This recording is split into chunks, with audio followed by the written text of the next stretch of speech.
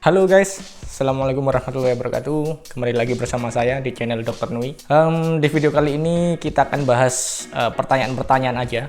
Jadi banyak pertanyaan yang masuk di kolom komentar, ada yang DM saya langsung. Ya setelah dipikir-pikir enak jawab pertanyaan aja. Jadi topiknya lebih spesifik apa yang kalian pengen tahu, dan juga saya bikinkan video supaya orang lain juga mendapatkan ilmunya. Oke, langsung aja. Jadi ada pertanyaan kali ini ada di kolom komen. Pertanyaannya dari Bajepati. Ya, ini pertanyaannya, Dok, tolong dijawab. Kalau kita udah isolasi mandiri selama 2 minggu, terus kira-kira barang di rumah gimana ya, Dok? Aman atau harus gimana, Dok? Oke, jadi pertanyaan dari beliau ini mungkin ada keluarganya atau ya yang komen ini sendiri habis positif COVID, ya saya simpulkan habis positif COVID, terus kemudian dia isolasi mandiri di rumah, terus sudah sembuh, habis itu sudah keluar dari ruangannya.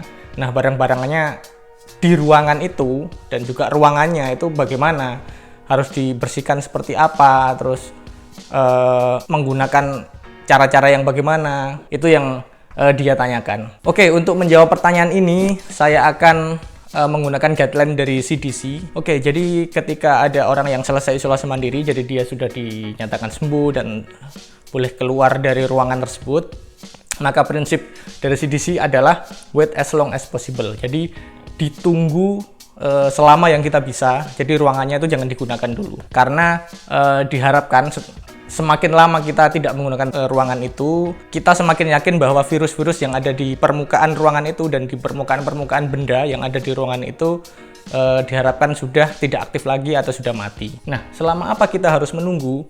Jadi ruangan itu dibiarkan tidak dipakai itu kita itu sabarnya sampai seberapa lama? CDC membagi menjadi 3. Yang pertama adalah kurang dari 24 jam, lalu kemudian 24 sampai 72 jam, jadi 1 sampai 3 hari. Yang ketiga adalah lebih dari 72 jam atau lebih dari 3 hari. Kalau ruangan itu semakin lama, prinsipnya tadi ya, semakin lama kita bisa membiarkan, maka semakin aman dari virus dan diharapkan virusnya itu sudah mati. Nah, bagaimana kalau yang pertama ini? Yang pertama adalah kurang dari 24 jam. Untuk yang kurang dari 24 jam, kita harus menggunakan ruangan tersebut atau benda-benda di ruangan tersebut, misalnya karena suatu hal. Yang harus kita lakukan adalah cleaning dan dilanjutkan dengan desinfeksi. Jadi 2 tahap. Yang pertama adalah cleaning atau dilakukan pembersihan.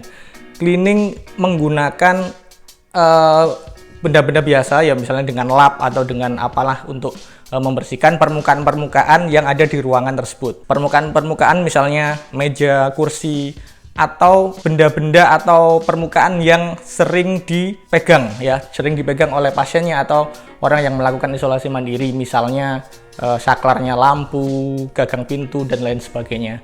Jadi permukaan-permukaan tersebut dilakukan cleaning dengan alat-alat pembersihan rumah tangga biasa, dan yang perlu diperhatikan adalah menggunakan air sabun atau deterjen. Jadi harus ada sabun dan deterjennya untuk membunuh virusnya. Itu. Setelah dilakukan cleaning, yang kedua tadi dilanjutkan dengan desinfeksi. Ya, jadi kalau yang 24 jam, kurang dari 24 jam itu harus 2 tahap. Setelah di cleaning, di desinfeksi.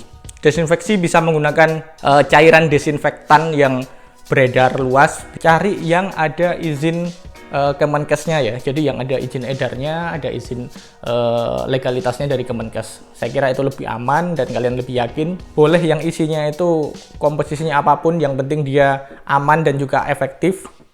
Dan juga yang terpenting tadi ada izin Kemenkesnya.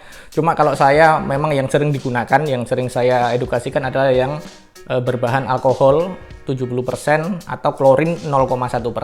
Itu ya yang sering digunakan 2 cairan desinfektan itu. Terus jangan lupa ketika kalian melakukan desinfeksi itu menggunakan APD, ya, glove atau sarung tangan, terus masker karena kalian membersihkan ruangan infeksius. Kalau perlu pakai Google, ya, kacamata. Juga ventilasi. Nah, ini yang sering terlupakan. Jadi ketika bersih-bersih ruangannya ditutup. Itu salah. Kalau bisa jendelanya dibuka, pintu dibuka semua. Jadi ventilasinya, sirkulasi udaranya harus dibiarkan bagus. Jadi itu, untuk yang kurang dari 24 jam harus 2 tahap. Cleaning, kemudian dilanjutkan desinfeksi pakai cairan desinfektan. Selanjutnya bila 24-72 jam atau antara 1-3 hari, kalian cukup lakukan cleaning saja, tidak perlu disinfeksi ya. Jadi kalau yang kurang dari 24 jam harus 2 tahap. Kalau sudah ditunggu 1 hari atau lebih dari 24 jam sampai 72 jam antara itu, maka kalian hanya melakukan cleaning saja. Tadi menggunakan peralatan biasa dan juga pakai air sabun dan atau deterjen. Itu dibersihkan aja, tidak perlu disemprot pakai cairan disinfektan. Kemudian untuk yang lebih dari 72 jam atau yang lebih dari 3 hari, itu guideline dari CDC itu tidak perlu pembersihan khusus. Jadi tidak ada arahan khusus, karena dianggap setelah lebih dari 72 jam atau 3 hari itu virus-virus sudah banyak yang tidak aktif dan sudah tidak menginfeksi lagi. Hanya lakukan saja regular cleaning ya. Jadi bahasanya di guideline-nya itu regular cleaning atau pembersihan seperti biasa aja ya. Misalnya disapu atau dipel, terus dibersihkan secara reguler aja. Karena memang ya tadi wait as long as possible. Apalagi kalau kalian bisa nunggu sampai 1 minggu misalnya, itu semakin aman. Virus-virus di situ diharapkan sudah nggak aktif lagi, semuanya sudah mati. Lalu bagaimana untuk soft surface? Nah, soft surface itu permukaan yang lembut kayak karpet, sofa, terus ya pokoknya yang permukaan lembut itu disarankan kalau bisa ya dilakukan laundry atau dibersihkan. Itu disarankan dicuci memang ya. Jadi kalau bisa ya dicuci dengan terpapar sabun. Jadi intinya harus dicuci. Kalau karpet ya sebisa mungkin di laundry. Kalau misalnya sofa ya dibersihkan atau dicuci sofanya, asalkan prinsipnya dicuci dengan sabun. Kemudian bagaimana untuk pakaian, misalnya pakaian, terus selimut, spray, sarung bantal, sarung guling ya, yang clothing atau baju dicuci biasa pakai alat pencuci biasa, dengan sebisa mungkin pakai air hangat ya. Kan ada di mesin cuci itu yang canggih-canggih kan ada pengaturan suhunya, itu dipakai suhu yang hangat, atau kalau dicuci biasa ya pakai air hangat. Misalnya cuci yang dikucek itu airnya pakai air hangat. Terus kemudian yang penting adalah untuk mencuci baju atau pakaian atau benda clothing yang dipakai oleh pasien yang sudah isolasi mandiri, itu nyucinya bisa dicampur dengan orang sehat, jadi tidak ada masalah. Cuma tetap yang mencuci harus pakai APD, misalnya pakai sarung tangan, pakai masker, itu karena kan kita nggak tahu virusnya masih aktif atau enggak.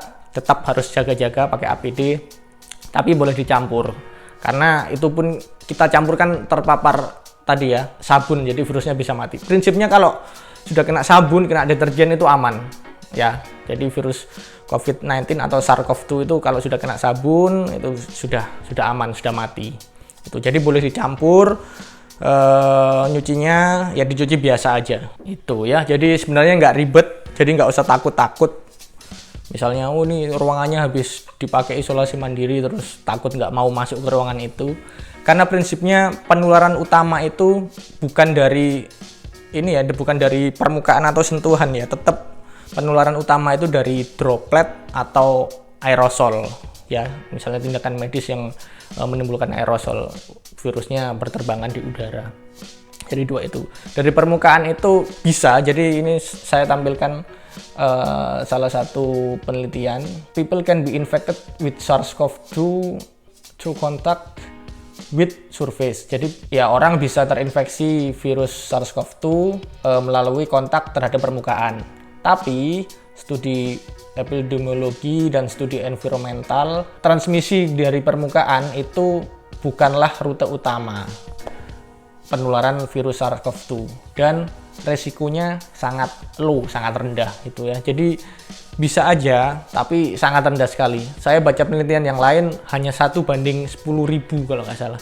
1/10.000. Jadi kemungkinannya sangat kecil sekali. Kalau kalian menyentuh sesuatu itu perbandingannya kalian tertular itu 1/10.000. Itu pun kalau kalian setelah nyentuh terus baru megang hidung atau megang mata, megang mulut. Makanya kalau habis sentuh terus kemudian kalian cuci tangan ya sudah hilang. Kemungkinannya sudah nggak 1/10.000 ya, sudah nggak ada kemungkinan lagi karena sudah terbilas dari air sabun itu dan virusnya sudah mati. Itu ya. Jadi semoga terjawab. Tadi siapa tadi namanya? Baje Pati ya, semoga terjawab. Jadi itu guideline dari CDC yang pasti kalian tidak usah takut kalau masalah di permukaan, asalkan kalian menjaga penularan utama dari COVID-19 adalah melalui droplet dan aerosol atau bertemu dengan orang atau kita ke kerumunan. Makanya selalu pakai masker, terus kemudian cuci tangan, terus jaga jarak. Itu yang paling penting adalah itu masker. Kalau saya selalu nomor satu itu adalah masker. Oke, sekian dari saya, semoga video ini bermanfaat. Oh iya, kalau kalian memang mau bertanya silakan, jadi mungkin kedepannya akan saya sering bahas-bahas seperti ini aja, jadi kalian tanya di kolom komen terus atau di DM saya langsung, nanti akan pertanyaan yang menarik dan bisa di-share, jadi bisa saya bikinkan konten ini untuk informasinya baik untuk orang banyak ya, akan saya bikinkan jawabannya dan saya bikinkan kontennya di video saya selanjutnya. Oke, sekian dari saya. Assalamualaikum warahmatullahi wabarakatuh. Bye bye.